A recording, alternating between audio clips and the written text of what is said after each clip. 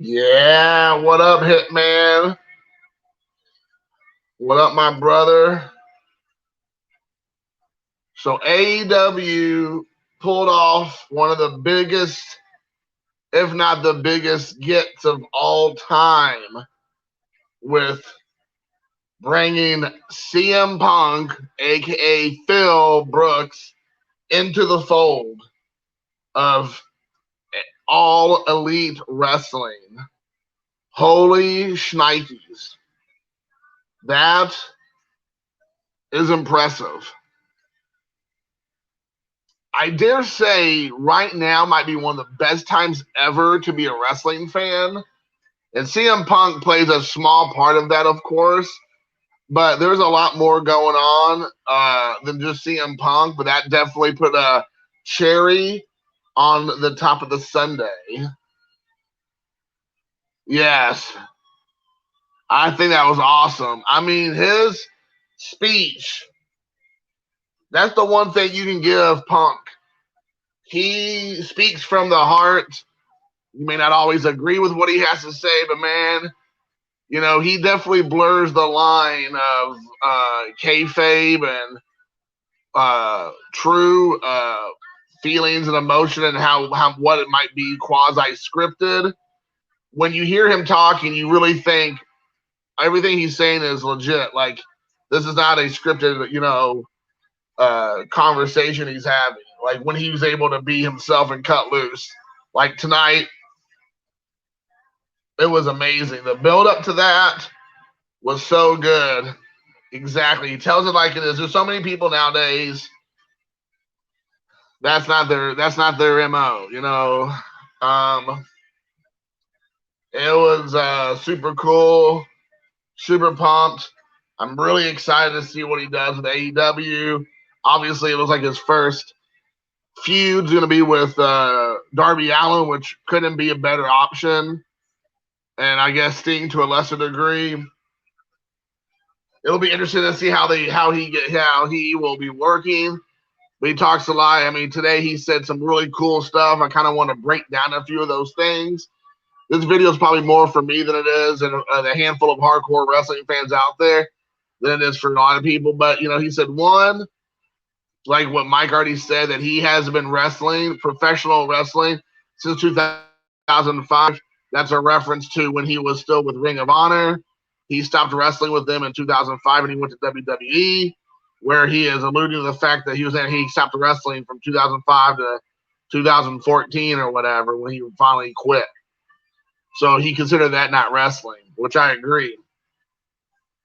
So he dropped some of those truths. Second, he talked about how he came there because he wanted to be himself. He wasn't able to be himself. He couldn't say what he wanted, act how he wanted, wrestle how he wanted because he was, chained up. He was locked down to what was acceptable with WWE storylines and wrestling and all that. And we all know how everybody had it out for him in WWE. So he talks a lot about him finally be able to spread his wings and be able to be himself and do his thing, which is great. I think an unleashed Punk is the best kind of Punk. I mean, I think he knows. I mean, he's a fan. He's an every guy, right? He's one of those guys who's like an every man, every guy kind of dude. He definitely is the kind of guy who understands what it is to be a wrestling fan because he is one. Right. He was an entertainer, correct, not a wrestler. That is for sure. So he alludes to a lot of those things. He also talked about how he wanted to have some awesome dream matches with young up and coming talent he never would have had a chance to do at WWE. That he said, why wait when they're all ready to be wrestling right now. So he talked about how he has lots of matches he has lined up that he wants to do. Starting with Darby Allin, apparently. He also talked about how he has some unfinished business. So that could be a whole lot of things because he had a lot of beefs. Beef. He had a lot of beefs with quite a few people in WWE and maybe Ring of Honor to a lesser degree. So, yes. I'm looking forward to that. I mean, Phil Brooks and I think we're the exact same age. I think he's just a little bit older than me. So I believe he's 43 years old. I think he was born in 78 or 77. So we're like the exact same age. I mean, he's in a little bit better shape than me, just a smidge. But, so he has, I mean, if you're looking at like people like Jericho who's still going, he still has a good 7-8 years left in the tank if he wants to go there. He made it sound like also that he plans on being there for quite a while. He said he's not going anywhere, which what every wrestler says. We all know that they're going to go wherever the money takes them or whenever they just had enough. Because like Phil or CM Punk's very much like that. He had all the money in the world with WWE, and he left it all behind. He said deuces. So so we know money ain't the thing that keeps Punk running. But he already talked about how he, Wednesdays and Fridays, he's going to be around. He talked about, pay-per-views. So he's definitely, talking about how he's going to be around and very, very, very much a part of the AEW experience. So, I mean, I'm trying to think of some matches that he said unfinished business. I believe some unfinished business you would be able to say that he has had in the past.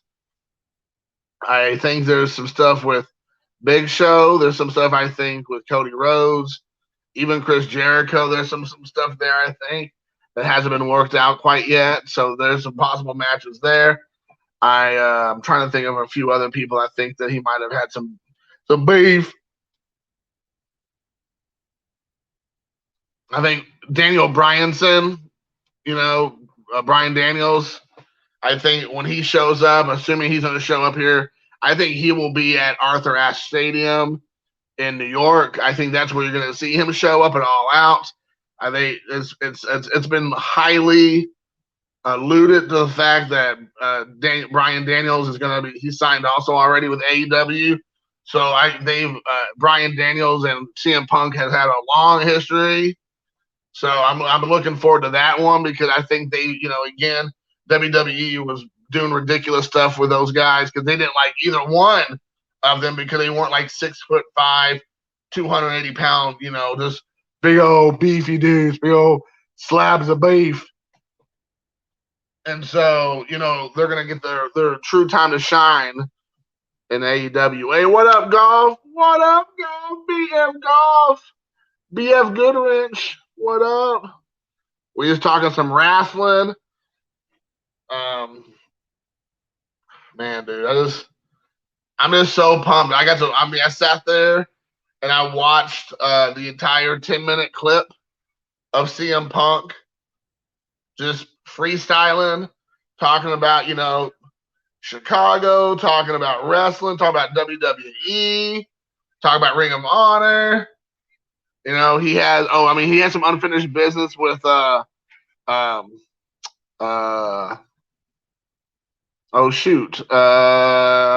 the Dark Order. He has a podcast. Oh my gosh, you can't think. Colt Cabana. He has unfinished business with Colt Cabana. I mean, they were like best friends, and they end up getting sued by, I don't know, somebody from the podcast days, and then Colt Cabana sued CM Punk for damages or loss of money. So then CM Punk sued him, and I guess they think they settled out of court. But it's like, that will be interesting. So I'm sure there's some unfinished business there. But if you think about this, he also, Gallows, who's actually with Impact, Gallows and Anderson, I think, who's the world tag team champions in Impact. They're part of the Elite. when he first started out, CM Punk first started out, Gallows was with him.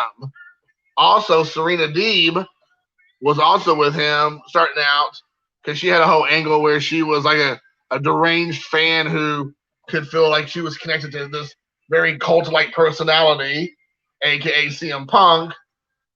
And then she shaved her head and became part of the cult of Punk or whatever. And she's an AEW wrestler, so there's a lot of things they can do. There's a whole lot of directions they can go. I mean, CM Punk can mix it up with the Elite, with Gallows. I mean, they could do some storyline from that. That'd be awesome.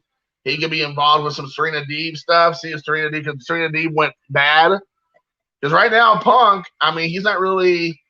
I mean, he came across as like he could be a baby face or a heel. He kind of was like more like, I just want to test the waters. Right now, Darby Allin is like a baby face, kind of like an anti-hero because he does some like questionable stuff. But because he's a good guy, you get away with it. Yes, the Straight Edge Society, the SES, baby. So that's the big thing there. I mean, he already has two of the main people in his group from back in 2005 or 6, whenever he started it, that are already with AEW. Of course, he can add more to it. I would personally like to see him take on like some dream matches. I just want to I'm going to do some fantasy booking that I want to see CM Punk do. For me personally, Jason's personal CM Punk fantasy booking. I want to see him take on Pac. 100% take on Pac. I want to see him take on Sammy Guevara. I also want to see him take on Jon Moxley. I would like to see him take on Brian Pillman Jr. I would like to see him take on Darby Allin, which sounds like that's going to be happening soon. I would like to see him take on who was the other? Who? I like to see him take on Andrade Ilelo. I mean, those are some of my off the top of my head. That are like guys that I don't think you'd ever see him wrestle. I mean, well, probably Moxley, I'm sure, at some point. But I would like to see him wrestle those guys for sure. But then, some like fantasy WWE booking, I like to see him wrestle Jericho in some sort of match. I also like to see him wrestle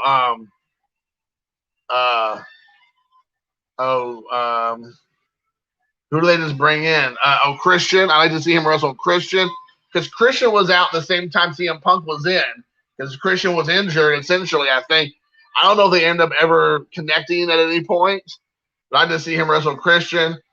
I think obviously his personality with like MJF, or we talked about my jack off friend, or you could also even say with Kenny Omega will be fantasy booking like to the next level because of their just complete arrogance and like self-fulfilling type of prophecy that they give themselves, and Punk like being a destroyer of all things like egocentric. Those guys are definitely like egomaniacs. I think that'd be interesting. So it'll be definitely interesting. I'm not a huge fan of like the Jurassic Express, so I hope we stay away from Jungle Boy, Jack Perry, or Luchasaurus. I want CM Punk to be in matches that feel like they're real. Like, it feels like it's a shoot match. Aleister Black, yes. I knew I was forgetting a big boy, but yes, Aleister Black is 100% someone I see him. I mean, I can see him, and the thing is, I know this is something that hasn't happened yet. I also like to see him wrestle CM Punk. I want to see him wrestle Ethan Page. I think that would be an epic match because Ethan Page is a big beefy dude, but they have very similar, I think, styles in their ring. Quite frankly, I think they have it'd be a good contrast, which I think would be good. I would love to see him wrestle Ethan Page. Talk about Ethan Page, one of Ethan Page's buddies that's currently wrestling at Ring of Honor. And I know they did have a quasi relationship with Ring of Honor. Man, I want to see Danhausen in AEW. Man, it would be so epic to get Danhausen. I would like to see Danhausen versus Aleister Black as well. Also, I like to see, Danhausen wrestle MJF and also Darby Allin. I think because they would be so. Oh yes, Ricky Starks. That'd be another fantasy booking. You're right, dude. I would love to see Ricky Starks versus um, CM Punk. That's a great one. That's Rock Light. Wannabe Rock. Ricky Starks. I do. That's a great one. You named a couple of good ones. Definitely Aleister Black, Ricky Starks. He's like, but yes, I'm super pumped about that. So I mean, like we'll see. I mean, there's a lot happening right now, and he's gonna have a lot of opportunities. So I'm looking forward to seeing how they're gonna use him. Oh, how could I forget? I would love to see him wrestle Lance Archer and also Miro. Oh, dude, can you imagine that match? Him and Miro. I'm sure him and Miro they wrestled maybe some in WWE because I think they probably started around the same time. Maybe. I mean, I guess I could be wrong, but I would assume that obviously they must have had some matches. I would love to see Ricky Starks. I'd like to see Ricky Starks and Miro, but I'd like to see Miro and CM Punk. So yeah, I would love to see that. Miro is probably my favorite wrestler in AEW right now because he's just so over the top. He says such over the top things. I mean, if he comes over those promos on his own, dude, those are so fire. If he's getting help with some writers, and those writers are writing some fire to have him say, I think he did it himself. I think he come up with those things for himself. But man, that's legit, dude. I'm still in shock and awe from all this, dude. I'm just like, my mind's just in a million miles an hour. But it looks like I'll be going to a card show tomorrow, completely switching topics. Luca was like, "Hey, Dad, is there any car shows this weekend?" I said, "Yeah, actually, there's one tomorrow." And he was like, Can we go?" But really, I ended up being like his Uber driver for him and his buddies. And I said, "That's fine." So I'm like, but I told him, like, you need to let me know first thing in the morning what your supposed plan is because I'm not driving all over Hell's Half Acre trying to, get all your friends together in the car, driving 45 minutes to the show and driving 45 minutes back and then getting everybody back. I'm like, we need to work all these plans out prior. There's no one to be able to fight Miro. No one can beat Miro. And that's the way it should be. Miro should be completely dominating people for months and months and months. He doesn't even need to have a real close match. I mean, sometimes they're giving Lee Johnson and Fuego del Sol, I honestly think a little bit too much offense. I think they need to have a little bit less offense and let Miro even destroy them even more. The card show is in Indiana. Are you in Indiana? If you are in Indiana, I'll tell you where it is. I don't want to, I'm like wasting your time if I try to give you the details and you're like, I have no idea what that is. I'm in Nebraska. That's awesome. Oh, okay. So you're in Kentucky. The show's tomorrow from 10 to 4. It's in Marion, Indiana. So it's up by Muncie, Indiana, like out past Muncie. So if you're coming from Kentucky, you're probably, I would say 4 hours, 5 hours, maybe even. So, I mean, you got a little bit of a drive. Now, there are some that are further south in the coming weeks. But the furthest south one was over. That was last weekend. So you're going to have to wait a whole month for that one. But if you're interested, I can give you the details. If you want to, my email is in the my Facebook page. I'm sorry, on my YouTube page. If you go to the About section, my email's there. If you want to send me an email, I'll send you the print off for the Facebook page. And I'll send it to you in an email so you can have it and then you can make your decision if that's what you want to do or not. But I would assume if you're in Owensboro and this is in Marion, Indiana, it's a 45-minute drive for me to get there from my house. And Owensboro, I'd assume, is going to be close to 4 hours from, Pendleton, Indiana, the area I live in, Anderson, Indiana, to Owensboro. So, Yeah, I figured it'd be too far, but hey, always welcome. You're welcome to crash at my place, or I'll do the rest of the drive-in or whatever if you ever need a break just to get up here. But yeah, it's out past Muncie. So I work in Muncie, and so this is actually 15 minutes past where I work. So it's a little bit of a jog out. But you're welcome to anytime come. Yeah, I used to go to college in Oakland City, and Oakland City is close to Evansville.